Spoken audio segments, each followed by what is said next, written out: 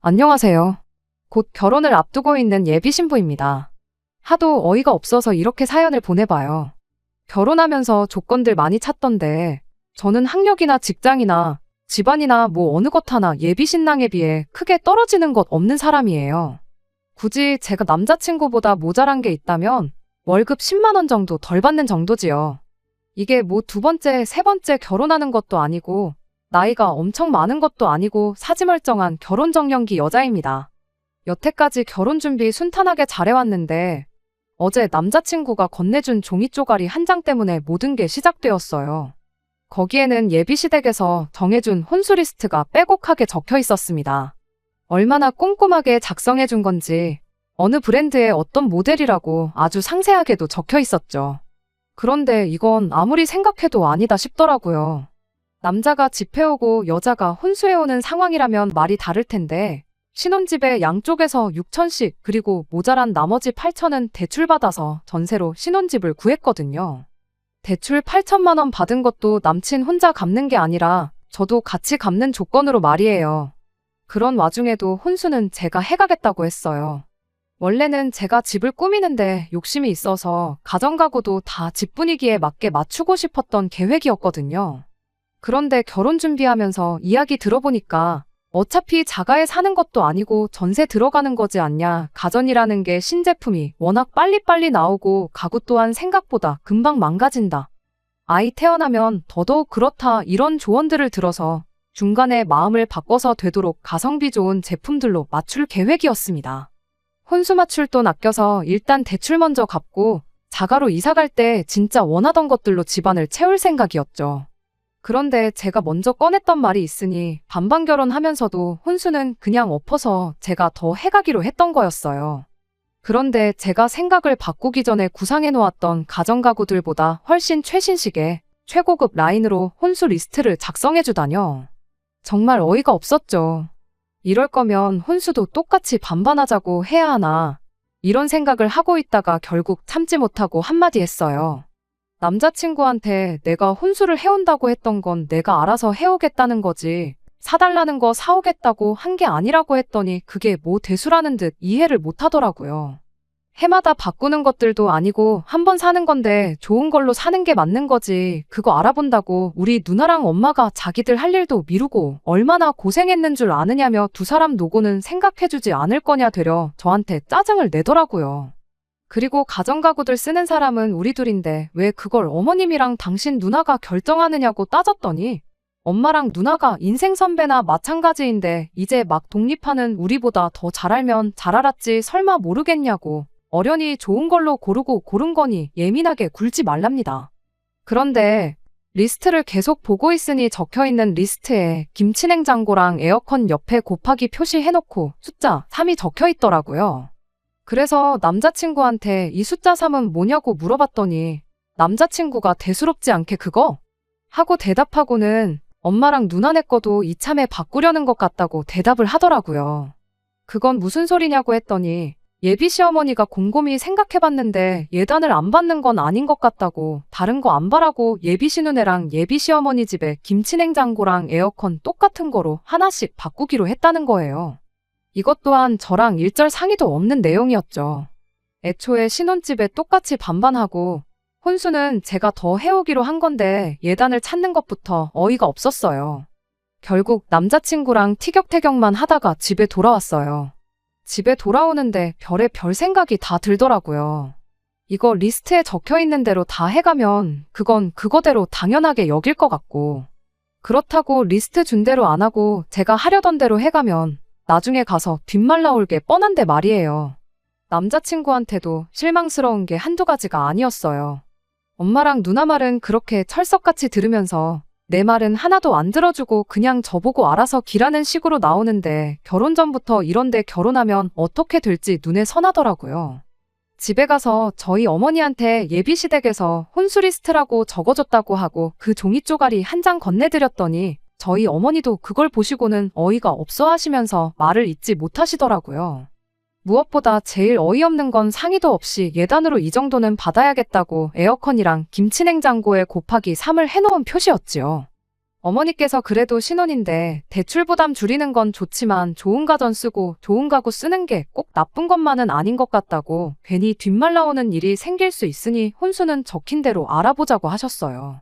대신 예단으로 해오라는 그 문제의 에어컨과 김치냉장고는 남자친구랑 다시 제대로 이야기를 해보랍니다.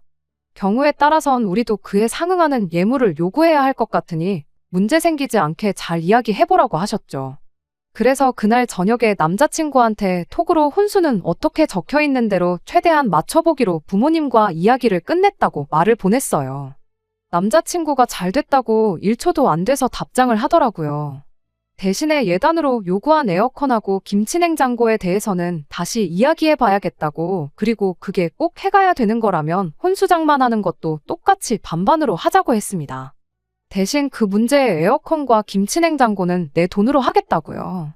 그리고 그렇게 하면 우리 집도 그에 상응하는 만큼 예물을 받아야 할 것 같다고 톡을 하나 더 보냈어요. 혼수해간다고 할 때는 총알같이 답장을 하더니 그 다음 이야기를 보더니 읽기는 했는데 답장이 없더라고요. 한 20분 기다렸나 그때까지도 답장이 없길래 전화를 했는데 전화도 일부러 피하는 건지 받지 않았어요. 남자친구가 이런 모습을 보여준 적이 한 번도 없었는데 결혼을 목전에 두고 이렇게 나오니 너무 실망스러웠습니다. 짜증이 잔뜩 올라서 방에서 나오니 어머니께서 남자친구랑 이야기해봤느냐고 물어보시더라고요. 톡도 답장 없고 내 전화도 안 받고 있다고 말했더니 어머니께서 조심히 말을 꺼내셨습니다. 사실 낮에 그 꼴을 보고도 파혼하자고 안 하고 집에 돌아온 걸 보니 너가 남자친구랑 결혼을 많이 하고 싶어 하는 것 같아서 먼저 말은 그렇게 했는데 딱 봐도 그 집으로 시집가면 고생문이 열릴 게 너무 뻔하게 보이신다고. 아직 너가 나이가 많은 것도 아니고 세상에 남자가 네 남자친구 하나만 있는 것도 아닌데 파혼하고 다른 사람 찾아보면 어떻겠냐고 조심히 물어보셨어요. 그 말을 듣고 나니 안 그래도 복잡했던 머릿속이 더 복잡해지더라고요.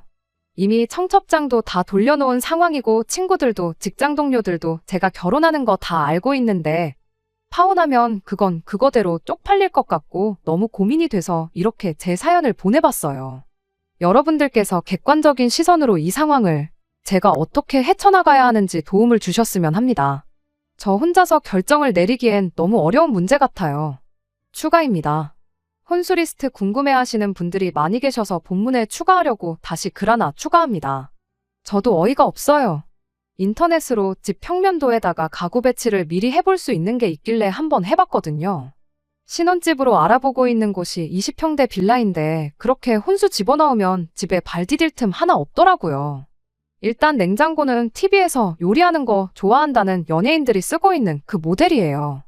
양문형의 김치냉장고 확장해서 쓸 수 있는 그 모델이요.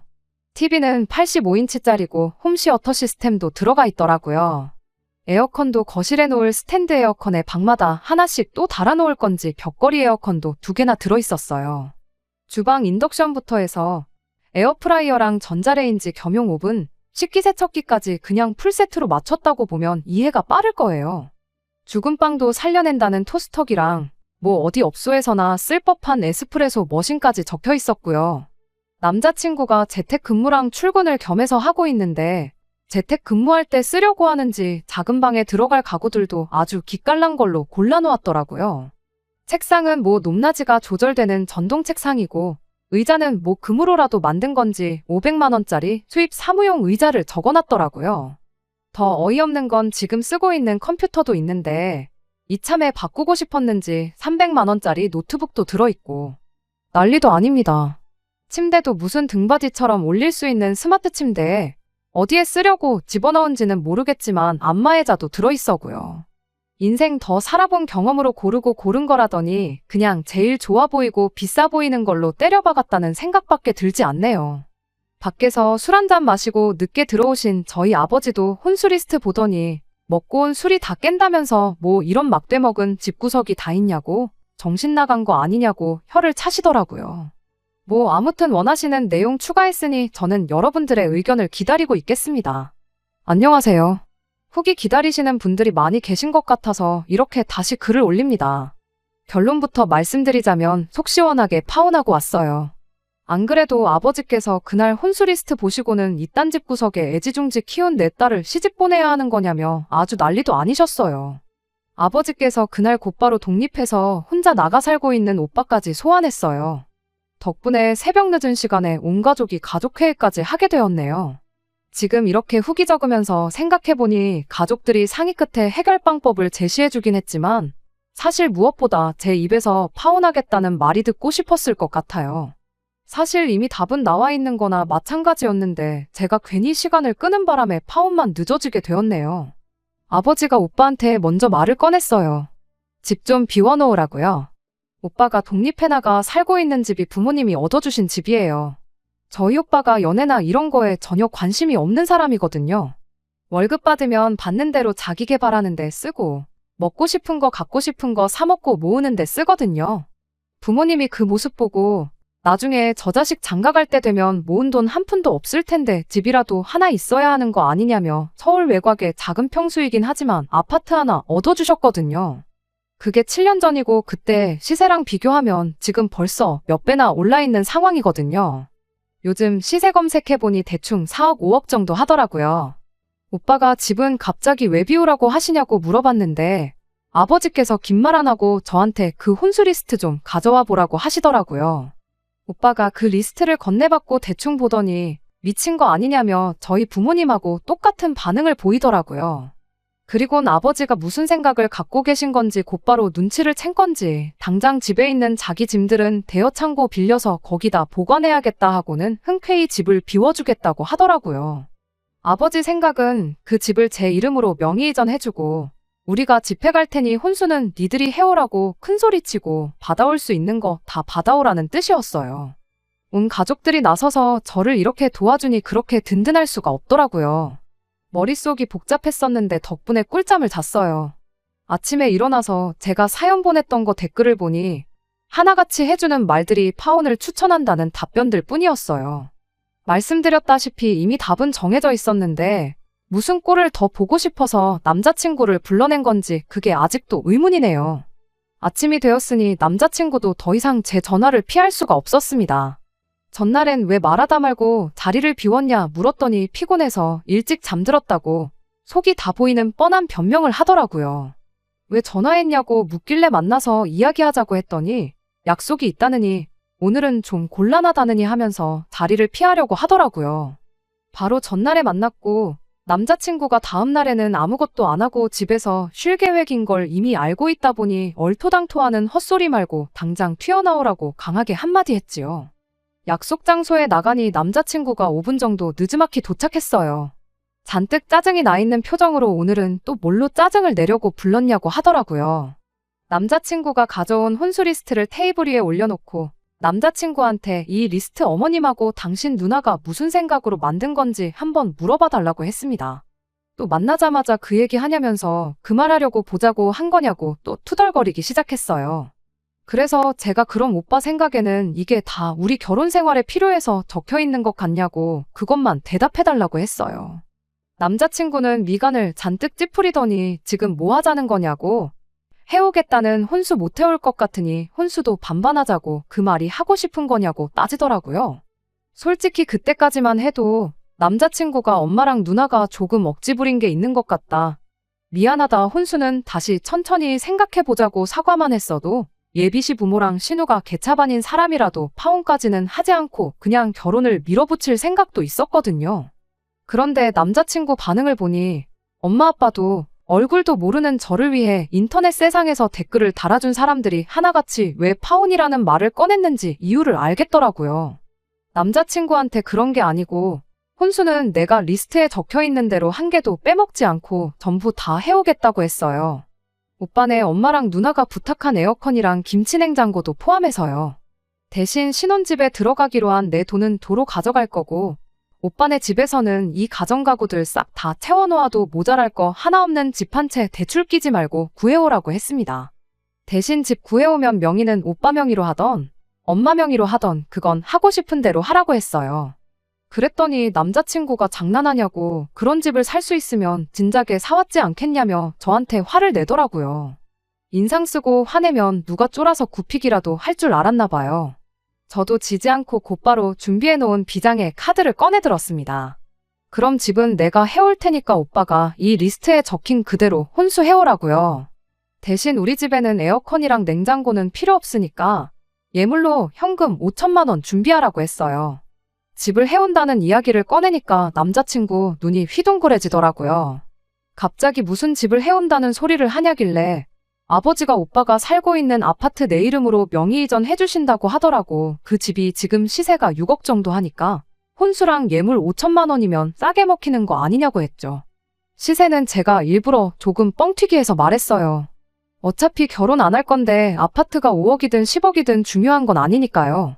예상치 못한 아파트 이야기에 남자친구가 어떻게 반응을 해야 할지 모르겠는지 허둥지둥거리길래 생각할 시간 주지 않고 자리에서 일어났어요.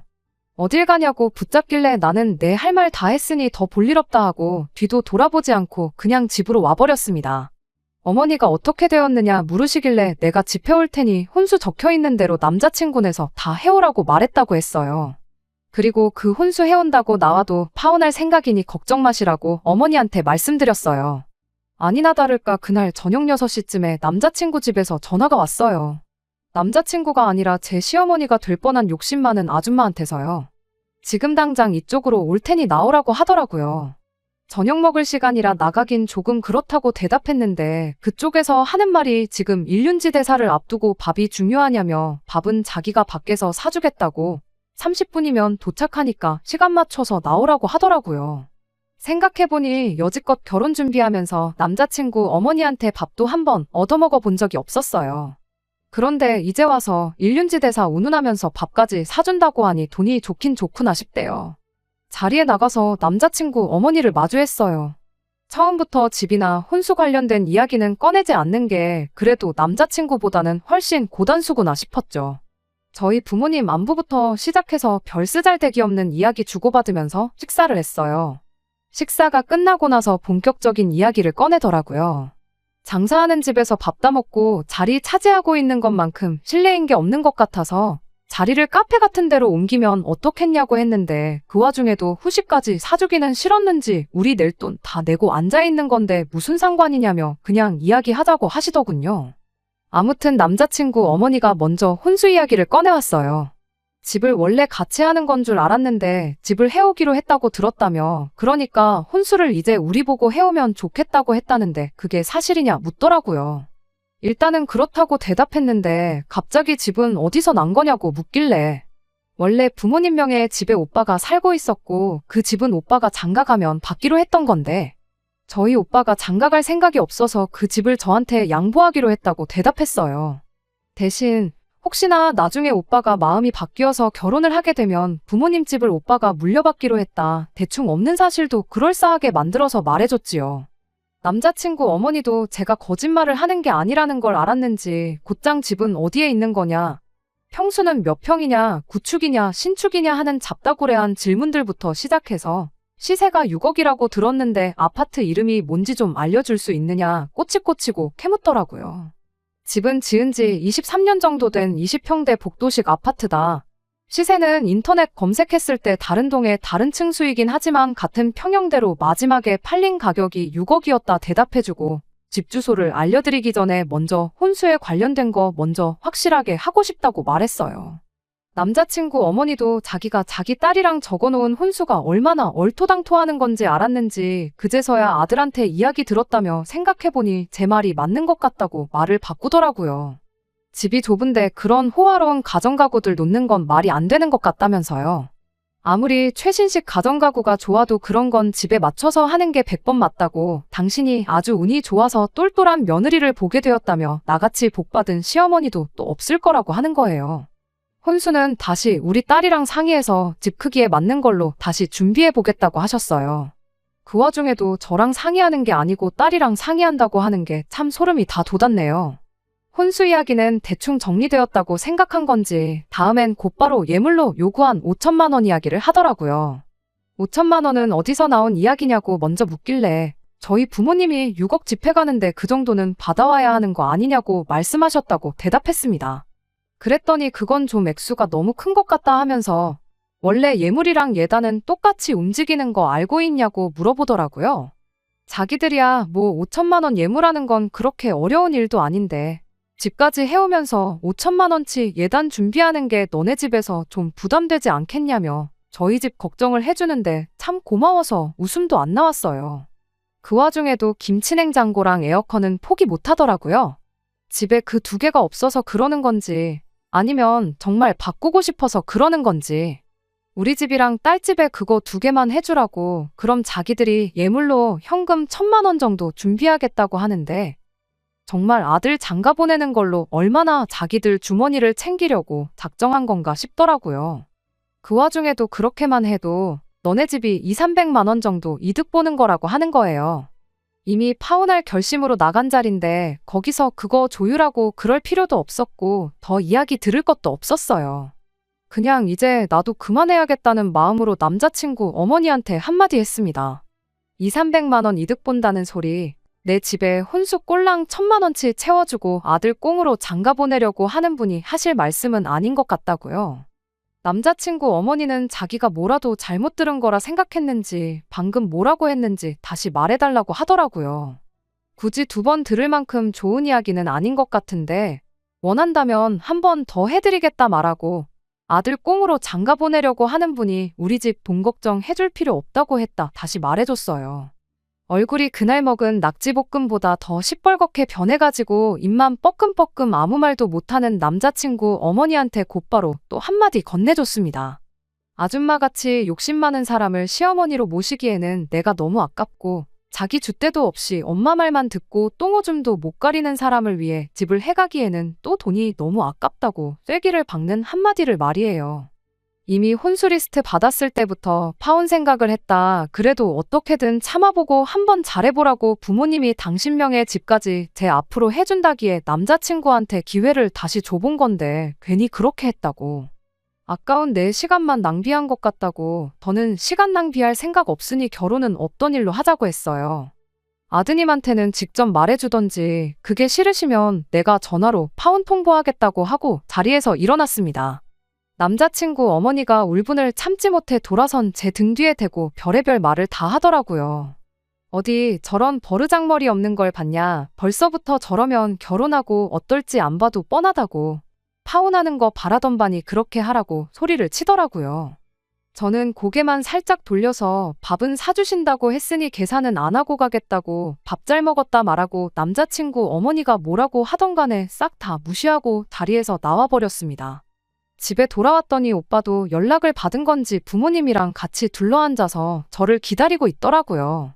어떻게 됐냐고 물어보기 전에 제가 먼저 지금 파혼 선언하고 오는 길이라고 말해줬어요. 아버지도 그때 안도의 한숨을 내쉬고 어머니도 잘 결정했다고 하더라고요.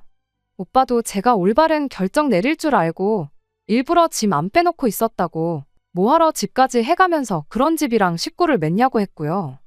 그래도 몇 년 만나서 결혼 준비까지 다 끝낸 남자친구하고 파혼했으니 마음이 많이 안 좋을 것 같다며 다들 걱정해줬는데 그동안 결혼 준비하느라 정신없었던 게 다 거짓말인 것처럼 속이 후련하고 그 어느 때보다 컨디션이 좋다고 걱정 말라고 했어요. 씻고 나와 방에 들어와서 침대에 누웠는데 뭐 생각할 겨를도 없이 전화기가 시끄럽게 울리더라고요. 남자친구였어요. 아마 지 엄마한테 제가 어떻게 했는지 소식 듣고 전화했겠구나 싶었습니다. 전화 받을 마음에 여유도 없었고 신경도 쓰기 싫어서 전화기 꺼버렸어요. 그런데 다음날 회사에 출근해 있는데도 쉬지 않고 계속 전화를 해대더라고요. 어차피 일하는 동안 핸드폰을 쓸 이유가 없었기 때문에 그냥 그 주 내내 전화기도 꺼놓고 살았습니다. 그리고 그 주 금요일 저녁에 핸드폰을 다시 켜서 남자친구한테 제가 먼저 전화를 했어요. 전화기 붙들고 전전긍긍하고 있었는지 착신음이 한 번 울렸는데 곧바로 전화를 받더라고요. 뭐라고 말하려는 남자친구 말 자르고 직접 만나서 말하자 그러고 다음날 약속을 잡았습니다. 이번엔 제가 일부러 약속 시간보다 5분 늦게 도착했는데 언제부터 와 있던 건지 남자친구가 먼저 도착해서는 자리를 잡고 있더라고요. 커피잔에 있는 커피를 반 정도 마셨고 온기도 없어 보이는 걸 보니 와 있는지는 좀 된 듯 보였어요.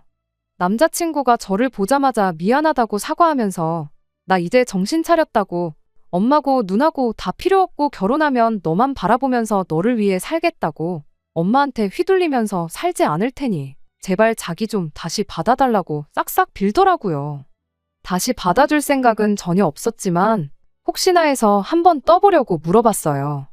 그러냐고. 그런데 이번에 파혼 선언하면서 우리 오빠가 살고 있는 아파트 받기로 한 건 그냥 없던 일로 하기로 했는데 괜찮냐고. 이제 와서 다시 달라고 할 수도 없고 우리 결혼하는데 이제 오빠네 부모님 지원도 물 건너간 것 같은데 빌라 전세가 아니라 단칸방부터 시작해도 괜찮겠냐고 물어봤습니다.